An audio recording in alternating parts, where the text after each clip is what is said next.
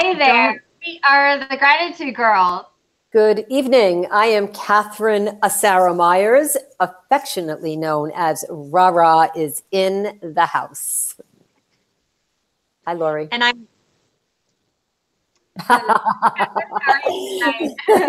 I'm great. I love a live show. I love a live show because what we're going to do is we're going to bring our guest on. Hi, Ro. How are you? Yeah. To our audience, hello there. So let's. This is exciting news. First of all, tonight is really exciting for so many reasons. One of them is that we're here and we're together. Another reason is that Laurie and I will be following our passion and traveling. So we'll be together next week in Salt Lake City, Utah. And another exciting reason is that we're making history tonight on Gratitude Girls. And I'll tell you more about that in a few minutes. So I want to welcome our guest, and I will officially do that. So hang in there, hang with us, because this is all about you, Ro.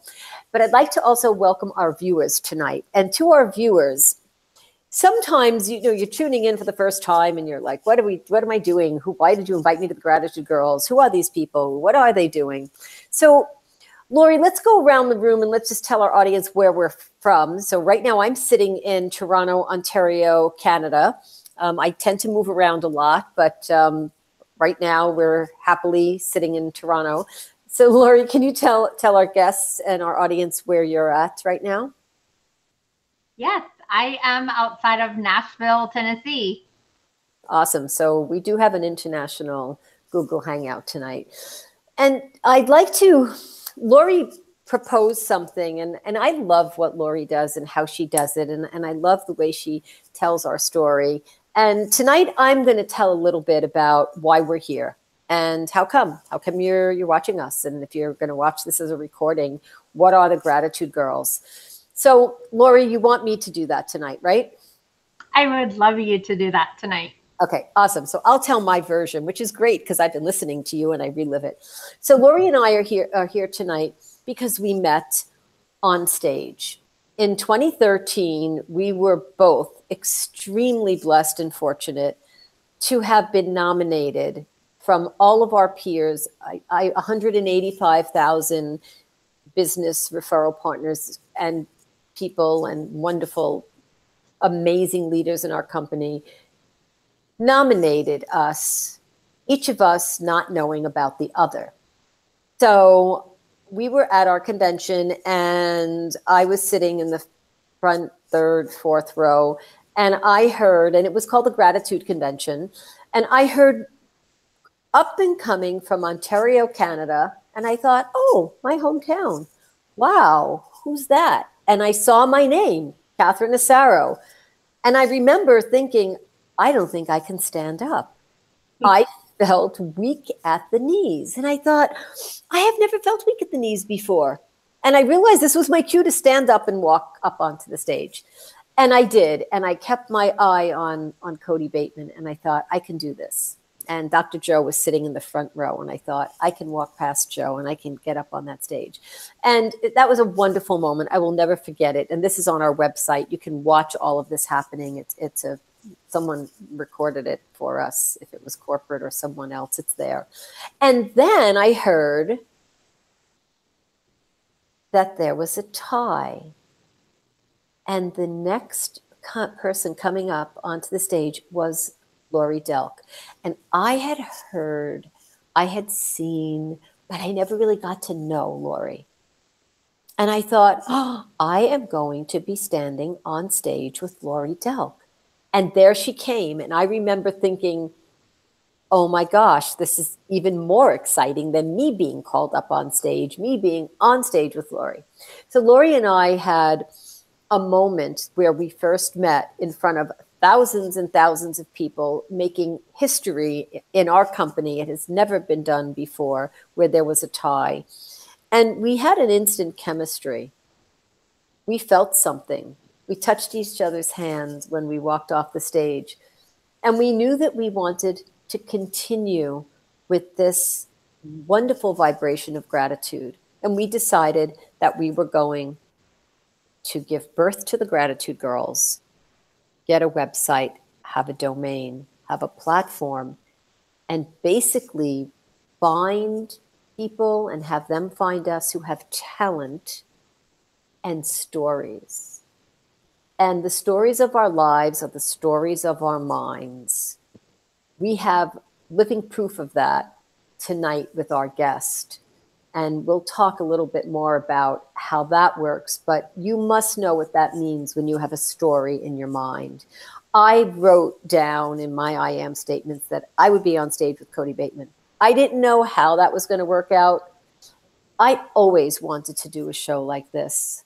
I have not even had a chance, it's only 5 years. I haven't had a chance to even tell you, our audience, or Laurie this. It has always been a passion of mine to have a show with someone who I'm so connected to and reach people all over the world so that they can share their story. I wouldn't understand what a day in the life would be like without Gratitude Girls.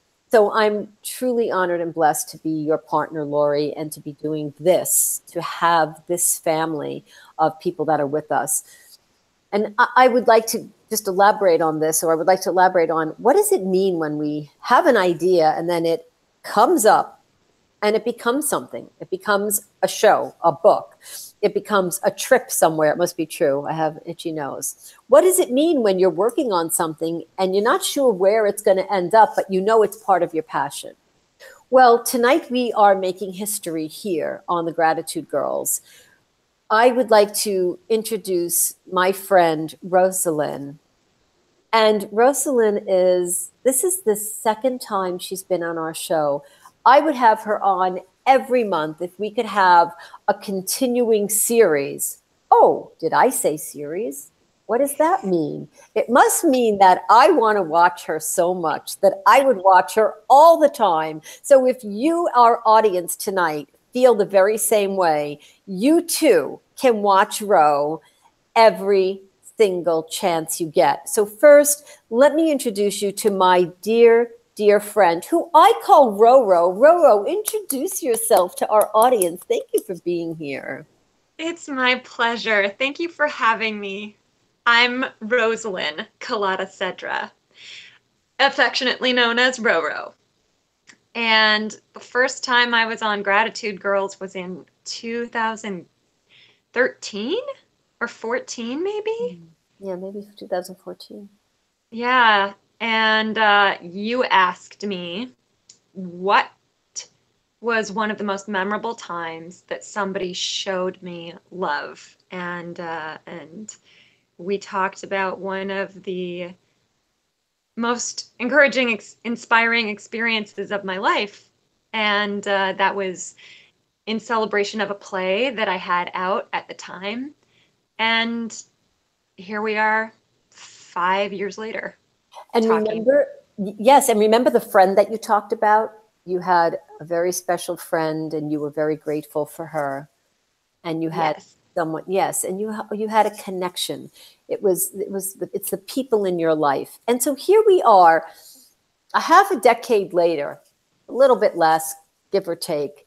And we're friends, like above and beyond this show, we're friends, we're connected.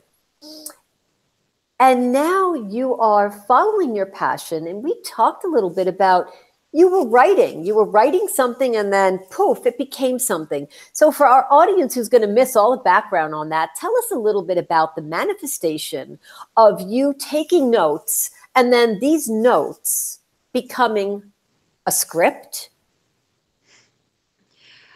I would have to start with the poof.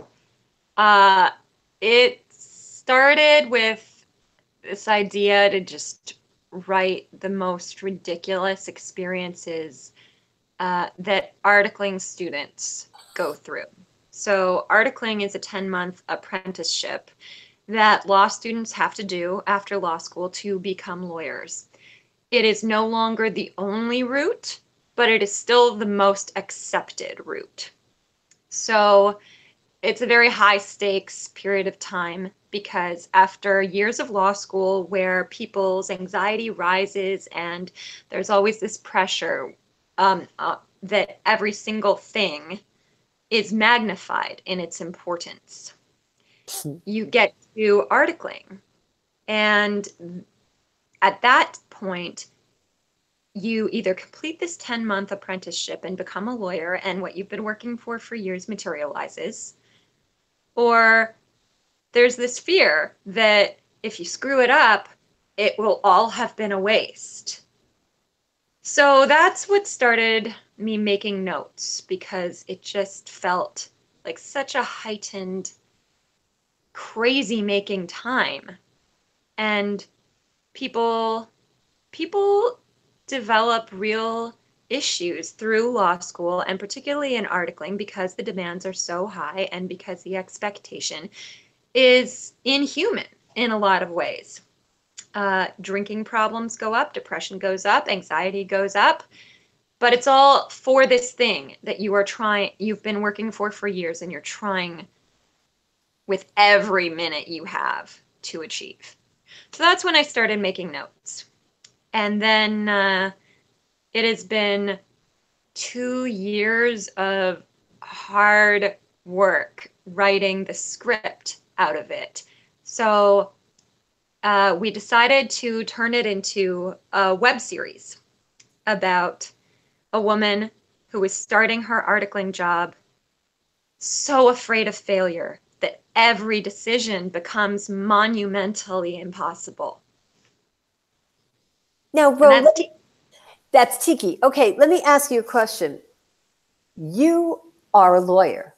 I am a lawyer. Yes, congratulations to you. I'm honored and thrilled to be able to sit beside you, across from you. And did you feel those feelings? Did you have those fears personally that might happen to you? Yes, I was terrified all the time. How did you work through that? I mean, I've never asked you this question, but did you have some offset problem that occurred from that stress? I drank way too much during articling, and then after I finished, I took a year where I didn't drink at all. I was going to say nail biting. No. Tegan, the protagonist, she develops some real problems, and she really has to face herself. And because if you don't deal with these things, you come to the bottom, and you have to either just puddle and stay there or start over and climb up. For me, I finished articling and I was really depressed and angry and drinking way too much, and I walked the Camino de Santiago. So that's how I reset. I took a month away from everybody I know and just walked, and that's all I did. I remember that. And now let me ask you a question. Is it worth it? And part 2, what is the message that you want to give to the other students of law going through this right now? It is worth it. At least it was for me. I went through articling so that I would be able to construct the life that I want. And it's not how I envisioned it, but I am really grateful for the life that I have. I am really grateful that I can be a part-time lawyer and continue to make art. I realize how rare that is, and that's why I did it, and that's what I got. So thank God that everything along the way I was able to get through, and the people I need came when I needed them. Thank God. But the message is not that if you work hard, everything will be perfect. And my life isn't perfect. The message is that failure does happen. It is impossible to avoid. And that just has to be okay. Okay, so Tegan is the person that we are going to get to know, and Tegan's going to be presenting all of this wisdom through the character that you have developed. Is Tegan you? No. Okay, who's Tegan? Tegan is based on a former version of me, so she has a lot of me. She is a woman of color. She is in love with acting and wants to become a lawyer. She is afraid of failure. She wants to control her life. These things are all me. But she's so afraid of it that she rules her life by it. And there are reasons for that. She has more responsibility than I do. She has stakes in her life that I don't have. And so for her to fail doesn't just mean her life is a little more difficult for a while. For her to fail means she fails people who are depending on her. One of the things that is really important to me in this series is the various forms that mental health or lack of health takes. So she has a really demanding mother relationship where she is the caretaker. She is the person who has to be the mainstay. So in a really pragmatic way, she can't fail. And she doesn't present wisdom. She presents what it is like for every little thing to be so scary that it's impossible to make a decision. And by going through that, the impossible weight of that, and the fail that Tegan eventually winds up in, she teaches us things. I mean, that's why we make art, right? Because we in the audience, we don't want to go through something. We don't want to have to go through all the fear, all the pain, all the anger, all the loss that the characters do. So Tegan is going to have to go through it all. So Tegan's going to be the messenger. Now, let me ask you a question. Do law and entertainment go together for many people? Is that a tough mix? Is that a tough life to have? Art. There are some common threads with law and art, and the thing that Tegan loves about them both is the words, the construction of worlds and arguments and stories with words. That is what she falls in love with about legal research and argument, and about interpreting a script and giving it to an audience. It's the words. And is it tough to do both? I think it is, in a strictly pragmatic sense. Yes, it is tough because they are both jobs that demand 100% commitment from people, and they're both highly competitive. But in another sense, it's not the jobs that make it tough. It's the person. So I know this guy who is a very successful actor and a partner in a very successful entertainment law firm. He has a family. He is always chilled out and happy. He is perfectly capable of running his life that way. I know a very successful drummer in a well-known band who is also an entertainment lawyer. I know a tax lawyer who is also a successful comedian. I do see people doing it. It's not the thing that makes it impossible. It's the fear, because the fear is so draining and so dominating. It makes every decision a million times more complicated. Right. Now you're successful. You're beautiful. You have done it. You're there. You're in your zone. You're teaching others. You're sharing. You're warning the world. This is the pitfall if you cave into fear. You're going to highlight, Tegan is going to highlight that. Tell me about Roselyn. Tell me about Roro. Tell me, what is a day in the life for you to be living this life? Well, I wouldn't say I'm there, because I feel like I'm just trying to figure it out day to day. But here's what my past 2 or 3 days have been a mix of. So I get up, I do some lawyering, have a call with a client, and then I go to a wardrobe call for a shoot that I'm doing tomorrow. And then I go to the studio where I train as an actor. And then I get home at midnight, and then I do a little more lawyering work, and then I do some life admin, you know, as we all do, and then sleep 6 hours. And then I get up and I check my emails, and I have an audition tomorrow. So I read the script, and then I go and have a call with my producer on Fail Better. And then I have a call with a potential co-writer on Fail Better. And then I go to the office and do some lawyering. And then I go to my writers group and get feedback on the script. And then I come and talk to you. And then I go back to doing some lawyering work after we finish with this conversation. And then I prep for the shoot tomorrow. Those are my days.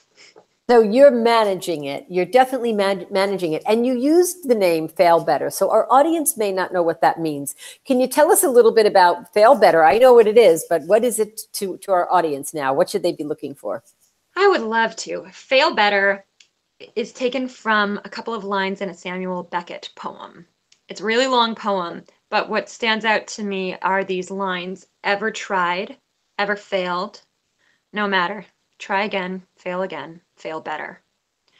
Somebody sent me an article that quoted those lines back when I was writing 6 and 8, that play that we first talked about. And I've had it on my rainy day wall for the past 6 years. And it's just always been an encouragement to me, and like a lighthouse beam, because I am afraid of failure, but you can never tell the truth that way. You can never grow backing away from the possibility of failure. You can never make art that way. You can never even love someone that way. You're going to lose people. It will happen. You're going to make mistakes. It will happen. You're going to make a fool of yourself. It will happen. And I keep hold of that quote because I very often just don't want to risk things.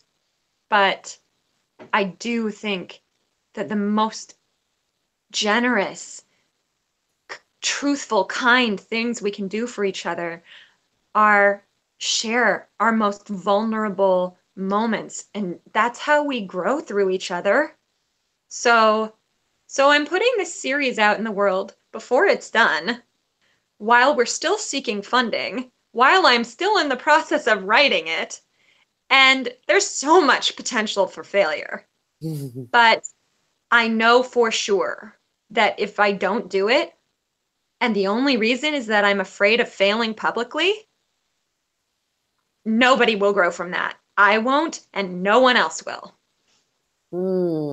So you have this message that was sent to you 6 years ago, this poem that was on your rainy day wall, and it now has manifested itself into the other half of your life, the other whole half of your life, the other part of your being, from a message that someone said. How did they send that to you? How did that poem get to you? It was a director, theater performer friend of mine who sent it to me from Birmingham, England, or maybe I think he was working for the Royal Shakespeare Company at the time. And I was scared because 6 and 8 just wasn't what I had envisioned. It wasn't perfect. And I was so scared for it to open in a few days and be imperfect. And he wrote me this email saying, you just have to get the right people around you and try. And the only thing you can do is just put it out there, take the risk, and maybe you'll fail. You probably will fail. You definitely will fail at some point in your journey, or you're not really being an artist.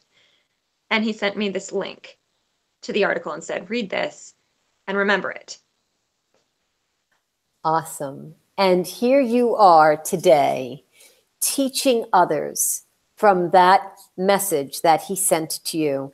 And you are a success. And there must be people watching the show who are thinking, oh my God, if I fail, I would be humiliated. How will I handle that? How can I face anyone? But tell us a little bit about the message you want our audience to hear about failure. You just said it. We don't grow if we don't fail. So for those people who are on this show tonight or watching it later thinking, I would never talk about my failure, give it to them straight. What do they have to know about it?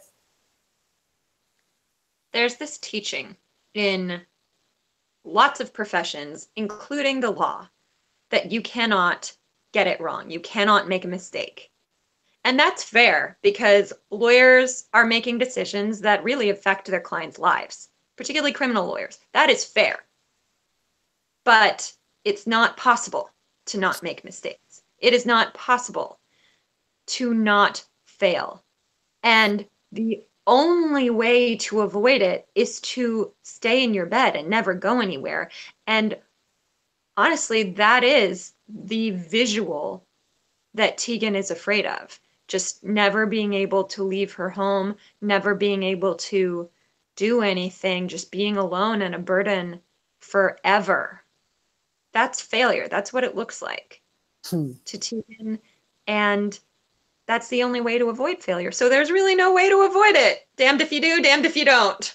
And when we go out there and we live our day, we're bound to fail at something, and that's the growth. And when we share that, we grow with others and through others, and others grow through us. So is the key that I hear you saying is to surround yourself with people like this man who sent you this link, who support you, who celebrate you, who is, that's question number one. And question number two is, who's your biggest supporter or your top 3 supporters so you don't leave anybody out? Top 10, give us something. Tegan has a best friend, Zoe. And Zoe catches her when she falls, picks her up when she is just puddling on the ground in fear. And if you don't let yourself be seen in that fear, there's nobody who can be there for you. So the message is, it has to be okay to fail sometimes. It has to be okay to be seen failing, because there is no way to live truthfully or to connect with other human beings if you don't. And because offering those failures is the most encouraging thing you can do for other people. And who are my top 3 cheerleaders, encouragers? I cannot pick 3. I'm so blessed with people who love me and encourage me and support me. And that's one of the differences between me and Tegan. Because she's so afraid to be seen failing, she doesn't have that. She doesn't have that community. It's Zoe and that's it. And you can't put all that on one person. I mean, that's the relationship that Tegan has with her mom. Her mom completely depends on Tegan, and no one person can hold that up. So one of the things that I realized in the journey of getting to know Tegan was one of the reasons I can risk failure publicly and she can't. Is I have community. I have people who will let me fail and will help me and help me learn from it and tell me that it's okay. It's human. It would be impossible to do anything and not fail. So, I mean, writing this series is a total microcosm of the message. I am in the 30s of drafts just for episode 1.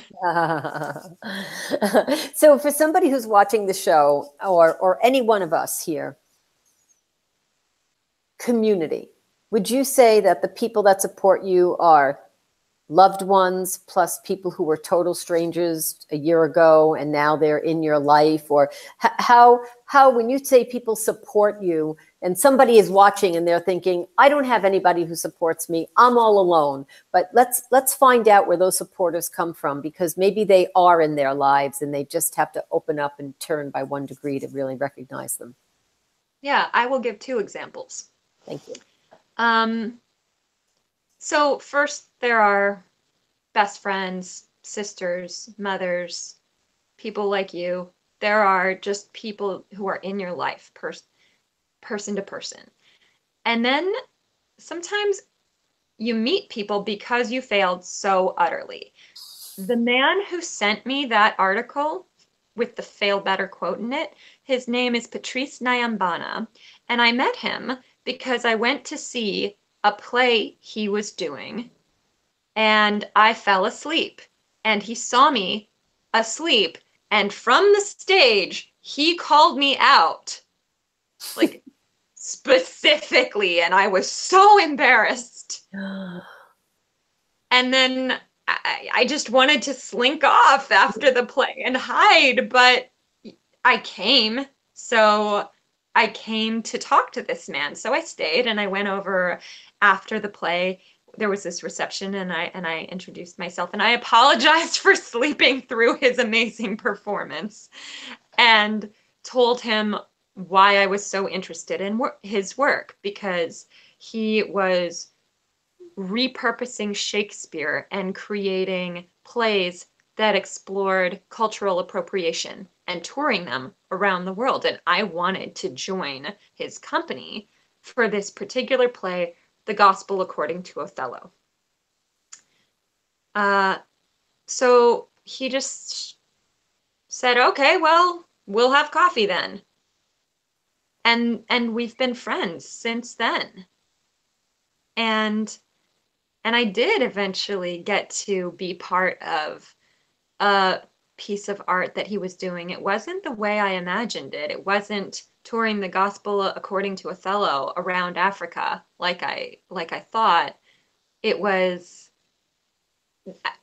helping with the set deck on a piece he was doing in some small town in England. And that was amazing because I met his ex-wife and she was so incredibly encouraging to me when I was still in law school and I was so discouraged. She was so encouraging and I believed her that I could do it. So that's example one. Thank you for that example. I'm looking forward to example 2. So just to recap, this all came from you falling asleep at a performance. Okay, example 2. Thank you. And getting called out from the stage by the actor. Example 2 was just a couple weeks ago. I was at a what's it called? Church of the Redeemer does this thing called Rock Eucharist. So they repurpose rock music into prayer services. And they had this night of the tragically hip music. So I went to this rock Eucharist and I was taking my pills. I'm currently experiencing post-concussion syndrome. So I sometimes can't remember words and drop a train of thought in the middle of a sentence. And I take literally 40 Chinese herbs a day to help my brain heal from this concussion. So I was sitting there in this church pew, taking a whole bunch of pills, and this total stranger sitting behind me asks me what these pills are and why I'm taking them. And I wanted to just say, none of your business, but I'm working on being more open, being more loving, and letting my vulnerability be visible. So I told this guy, oh, they're herbs to help me heal from a concussion. And he says to me, I have to take all those things too. I have a brain injury and I take these pills and I feel so alone because I see everybody looking at me and I feel judged and I feel ashamed, and then I just don't even want to come out to things. And he just started pouring out his heart about this loneliness just from being a human who gets injured and is vulnerable sometimes. And then he just thanked me for being an open window, I think he said, a safe place to be weak. And then, you know, we both left and that was it. I never saw the guy again. But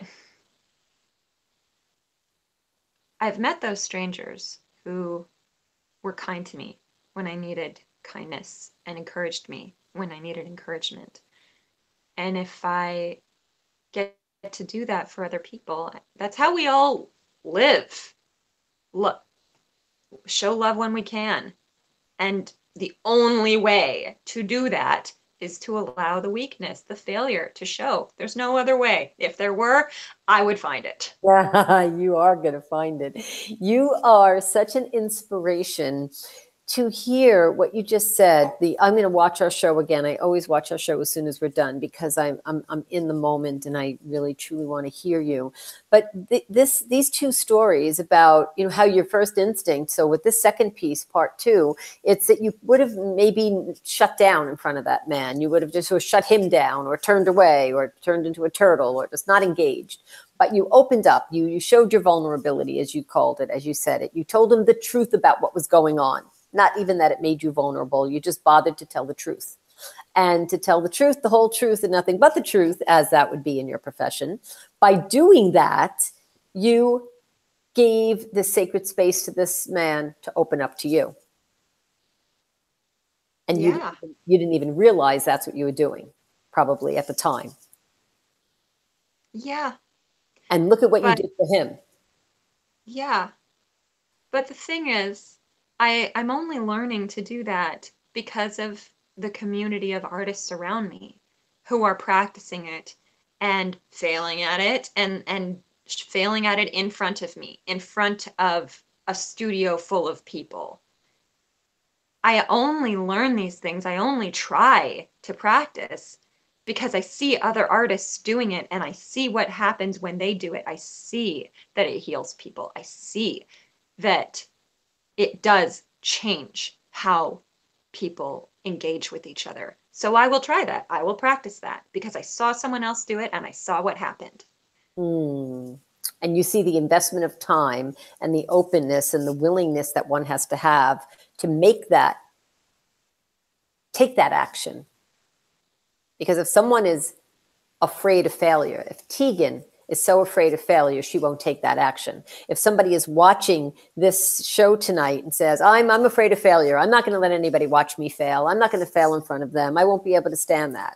Do you ever see the person that they walk out of the bathroom and there's that little piece of toilet paper hanging on their shoe or something? And, you just don't know if you should approach them or not. Like little things like that. Not that that's a failure, but, that's little things. And so what you're saying is no matter what it is, be vulnerable. Allow people to see things as they really are to us at the moment. Yes. Right? Not to cover it up. And isn't that very lawyer friendly to see it like it is? Now, I know I'm opening up I can see your eyes rolling, so I'm saying it kind of on purpose.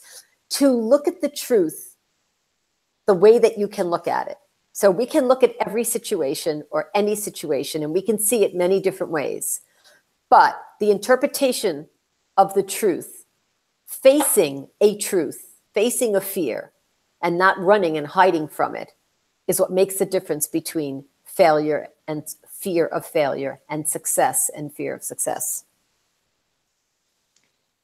I think I would love if my clients always told me the truth. I mean, I could help them so much better sometimes. I think the fear of failure is just human. I mean, we're programmed to run away from things that could kill us. And in that fear of failure, it feels like life or death. It feels like this tiny example you gave, the toilet paper on my shoe as I leave the bathroom. It does feel like that tiny little thing is just a marker that clearly I am a failure at everything and I can't just get myself together. We're programmed in our DNA to try to keep ourselves safe from predators. But the thing is, we don't live in that way here and now. this adrenaline response that goes off to avoid failure, to run away from a threat, it is designed to come out in a burst and then have a defined end point. And that is what happens when you're running away from a lion. But when you're just constantly afraid, it produces very damaging effects on the body, because the body is designed to have that response for a defined period of time for physical protection. It's not designed to just run all the time. And so it's literally physically killing us to live in this fear. I am so happy that you're sharing this message with us tonight. I am so excited that you can speak this truth and say this to people. Your series, your TV show, your web show, your message, Tegan, you're going to be sharing these types of messages with people, correct? Yes. Okay, the end result for you. Tell us what you feel, what you envision, where you see this going. Is Tegan going to be a Barbie doll? Is Tegan going to be on a billboard? Is Tegan going to be in Hollywood? Where is it going to be? Is Tegan going to be in a book? Is Tegan going to be on my next tea mug? Where we are right now with Fail Better is in development. So we have a trailer out, and I'm hoping that the trailer will be attached in a link to the description of this talk. The trailer is out in order to generate funding. So the funding is so that we can make season 1 of this web series. The web series is envisioned to exist in 12 episodes a season, and it will take Tegan a solid 3 seasons to get to the point where she absolutely crashes and has to approach her life differently. And then it'll take her another 3 seasons to climb up and come to a point where she is okay with her life, and she is okay with how she exists as a human being with failures. And I see that unfolding over the next few years. I want to walk with her. I want to develop her journey. I want to tell the deepest truth I can with her and Zoe and Tegan's boss. All of them experience this fear in a different way, but with Tegan, it's the most acute. So I want to walk through the human experience of coming to terms with that fear. Wow. Okay, this link is going to be attached. You're looking for funding. Tell us a little bit about, if somebody's watching tonight and they're thinking, oh, okay, I can help. What kind of funding do you need? What's your ideal funder look like? We have applied for the Independent Production Fund, and we have applied with a budget of $365,000 for season 1. The Independent Production Fund looks at social media analytics and the number of views on that trailer. So people can help by liking that trailer, sharing it with all their contacts, following the Facebook account, the Instagram account, the Twitter account, liking the posts and retweeting and regramming those posts.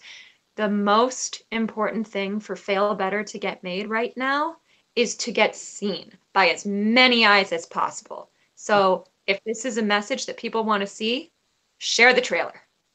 Okay, so on our Facebook account, for example, tonight, where we have made a banner with Laurie, and Laurie put this banner together, you can go on there and you can comment and you can post all these links. But Laurie will also, if you can, when the show is done, we'll hang out a few minutes and make sure that we get exactly what you want. We'll post what you want the way you want it. And then tell us where to go, what you want us to do. And then feel free to go on our page and put it up there so that our networks can see that. That will help? Yes. Okay, we're in. We're all in. I want to ask Laurie. Laurie, I know I monopolized all of the time tonight. Is there anything that you wanted to ask, Ro? 2 things. tell me one thing between our last show that you were featured on and this show, something in your life that you are the most grateful for, and the reason behind that, and a little story with that. So that's one thing.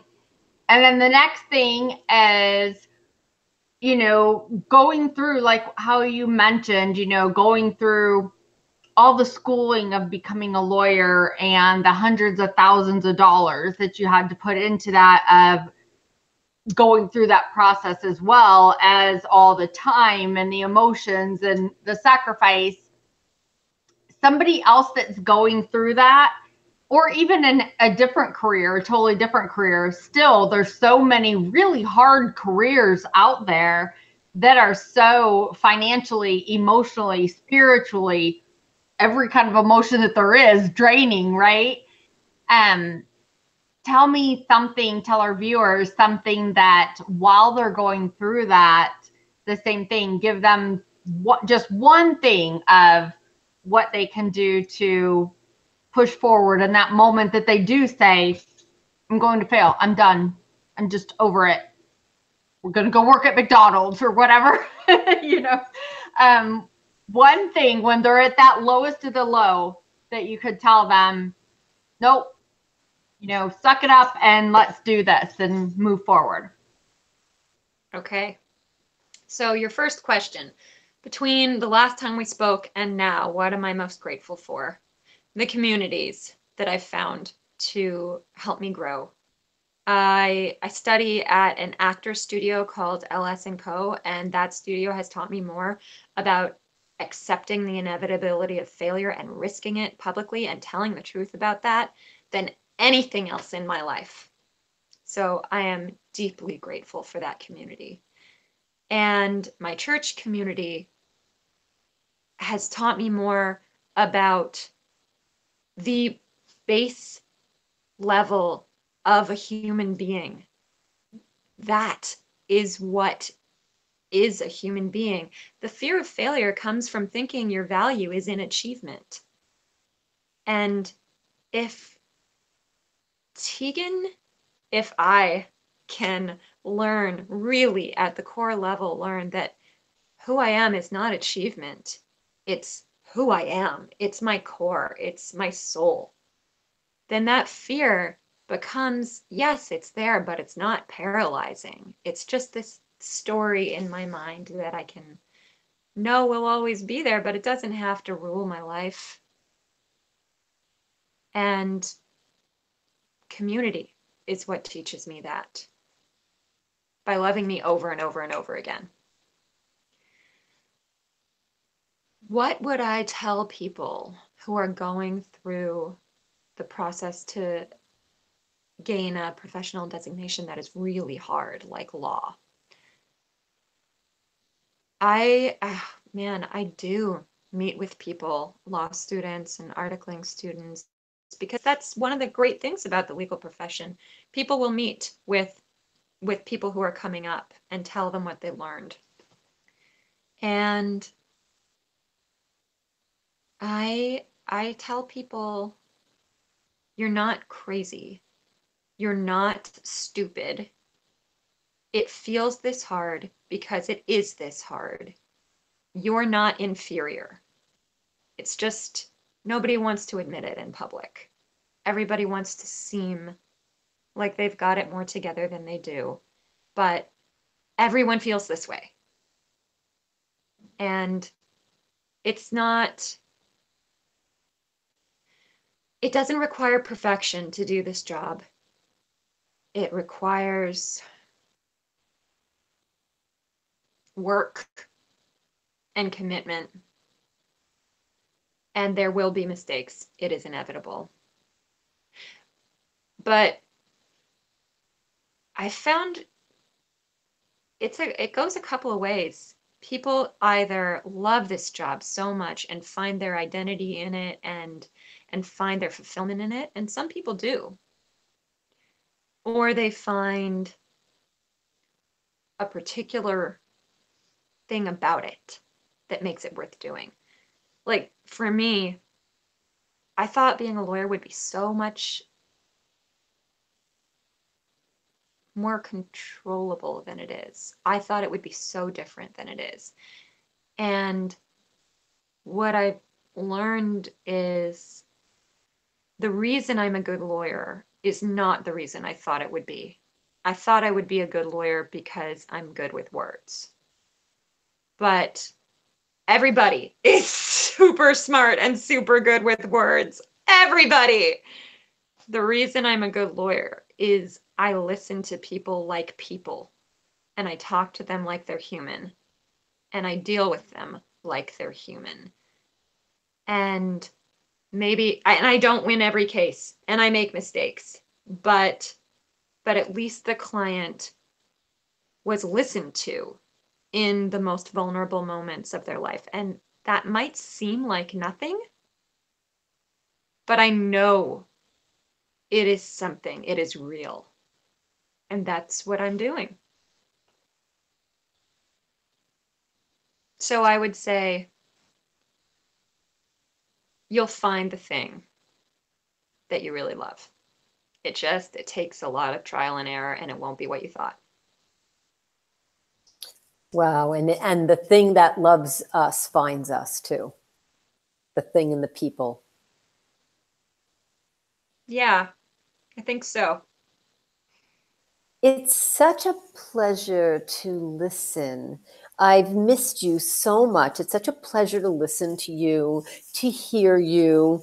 If you had to compare let's say Tegan, with a character that's already well known, which character would you compare her to? And then if you had to compare the show, and I'm not saying compare it, I'm just playing with the idea of where your envision is. And then tell me pick a show so that I can, I have this idea, but I don't know enough about it. So I'd like to hear your version of that. I'm going to start with pick a show because that I know. Okay, tell me. It's if The Good Wife met Insecure. So The Good Wife, she is juggling a million commitments, and she does mostly hold it together, but she's not perfect. She occasionally, screams and cries in front of the dryer, and she maybe drinks too much, and she places impossible expectations on herself. Perfect associate, perfect mother, perfect friend every now and then. It's that impossible demands on herself as a woman and a professional, and the refusal to fail in public. And then Insecure, it's that visual world. It's gritty, it's grainy, it's like you can see a person's flaws on their face. You can see how her body is, how her hair is. She's not airbrushed to look perfect. And the way Insecure is Issa Rae's view on the world, the way Insecure is her voice, the way she is talking to herself in the bathroom mirror, trying to feel less awkward. That's Tegan trying to be less afraid. The thing that I would say is the most, you know what, scrap that sentence. That sentence wasn't ending where it was supposed to end. Okay. Where Insecure has the primary theme of how Issa Rae experiences racism and the secondary theme of how she experiences misogyny. Fail Better is the reverse. Primary experience of misogyny, secondary experience of racism. So, Fail Better is if The Good Wife met Insecure. Who do I compare Tegan to? Oh man, that is a difficult question. I would compare her to certain aspects of April Kepner on Grey's Anatomy, because she's really scared to get it wrong, and she wants what she wants, but she does not want to admit it because it might be wrong. And that's just one specific aspect of this character, but that's the aspect that I see as similar to Tegan. Thank you. Thank you for sharing. We could talk about this. We really have to. I've watched your trailer. I watched it as soon as I saw it came out because I follow you, because I'm a fan, friend. I'm a supporting community person of you and your desires and your dreams and your wishes and your day-to-day life. So if you eat an apple, I applaud you. And if you have, I applaud you. I'm there for you. And I'm really excited for what's going on in your life right now and for what's next. And yeah, we have to get together. So that's just beside from this right now. I'm excited for you. I don't like to watch the clock. I'm looking at the clock. I know that you said you have to get back to lawyering and you have things to do tonight. So I want to say, Laurie, may I wrap up our show? Yes. Okay. Thank you so much. This has been an amazing visit. And I would like everyone who is watching and going to be watching, and my intention is for as many likes, for as many people as you need, for you to have that 100-fold. For every $365,000 you need for every series, may you have that and more. If it's 3 series, if it's 6 series, whatever it is, that you have that and more in abundance so that your character becomes the character that everybody talks about. I'm compelled to learn what she's going to do. I really want to know. I really want to know how she deals with this fear and how she beats it so it doesn't beat her. So I'm hooked already. So you've got me. You've got me. So let this go out into the universe. Ro, I am so glad that you agreed to come onto our show tonight. Is there a final message that you'd like to give to our audience or someone in particular before we say goodnight? I just want to thank you and thank all the artists who are so brave to fail in public and let their flawed, broken hearts be put on the page, put on stage, put on screen. That's what I'm working to learn to do. That's what I'm practicing. And I'm so grateful for everybody who's done it before me. Thank you for that message. Thank you so much to our audience, to our viewers, to our supporters. We thank you so much for being on tonight. Laurie, a quick question, one question to you. If someone wants to be on our show, if they want to be here talking to us, telling us about how they can share their story, what do they have to do? Yes, absolutely. Go to our Facebook page at facebook.com/gratitudegirls and send us a message right there. Tell us your gratitude story. That message will go to Catherine and I both together, and we read them and review them and go over with them with each other, and then get in contact with you to see when it would be convenient for us to feature you on our next show. We are here every single month, 9:30 Eastern, 8:30 Central, 7:30 Mountain, and 6:30 Pacific. So we will see you next month. Thank you. Thank you so much. And Ro, thank you so much, Ro, for being with us tonight. And you're always in our hearts and on our mind. Thank you for making Gratitude Girls history with us tonight. We will never forget this in our life together, and we will be together soon. Laurie, you and I will be doing some sort of Facebook Live or something in the next week, because we'll be together in Salt Lake City, right? So to our audience, keep your eyes open. Okay, I love everybody, each and every one of you.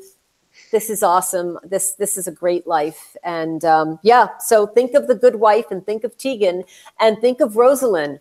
and like her, follow her, tweet her, retweet her, find investors, find people who want to go out there and put this message in the world, because Roselyn is committed, and you're committed to excellence. Thank you so much. We really appreciate you. Thank you. Thank you. Good night, everyone. Night, everyone.